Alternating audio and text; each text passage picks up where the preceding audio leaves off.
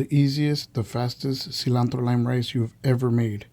Let me explain something before we begin.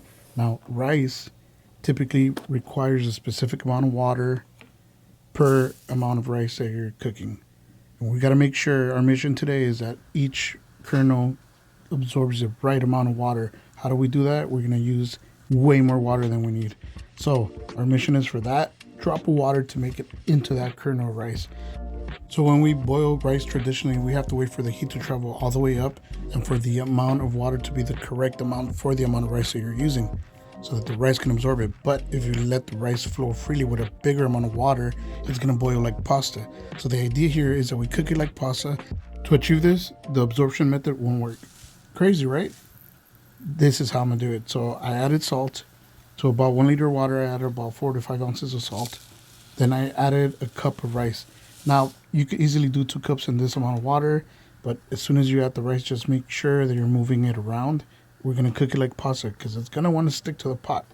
It's going to want to stick to the pot because as soon as it touches hot water, it starts to release all those starches, amylopectin, all the things that want to bind or attach itself to another grain of rice or a pot or whatever it is. But after 12 to 15 minutes, you should have something like this. Make sure you test it at around minute 10. Now we got to drain this. And as you can see here, look at the water. It's full of starch. It's full of all those things that make it sticky. Now I know you're going to say, oh, well, just rinse the rice. The idea here is that we're removing it completely from the rice, stripping it from the rice so that the rice is nice and pure without those starches and whatnot. So when you do it at home, just grab a colander, drain it on the colander. It's easy. It removes like 99.9% of the water. This is probably the best way to go. So then I'm going to put it on a sheet pan to cool down. As you can see here, it's really hot. And we're going to go ahead and try to separate it so you can see that it's not sticking to each other. It's not sticking to the pan. It's perfect rice. All these years of cooking, who would have thought? Anyway, so we're going to make sure that this cools down. We're going to spread it out so it steams out for about 2 minutes. Within those 2 minutes, though, you're going to prepare the cilantro. So for the cilantro, it's up to you how much or how little you chop. I finely chopped it. You can chop it however you want.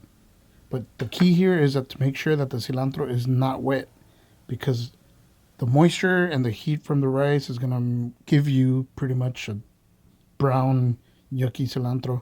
So I went ahead and I squeezed the juice of about 1 lime here, and I zested half of that lime. That's what's going to give it that punch. And if you want to elevate this a little bit more, go ahead and add just a couple of little knobs of butter. Wouldn't hurt. So make sure you mix it real good so that juice and the cilantro pretty much coats the rice. There you have it, the best, the easiest, the most flavorful cilantro lime rice you will ever make. Way better than that restaurant. I'm not even going to mention its name. Look at that. Perfect rice. Who would have thought that by breaking the rules you would have awesome rice? Look at that. Perfect cilantro lime rice. I like breaking things down for you, so let me know if there's something you want to know, something that you want to make sense. Peace.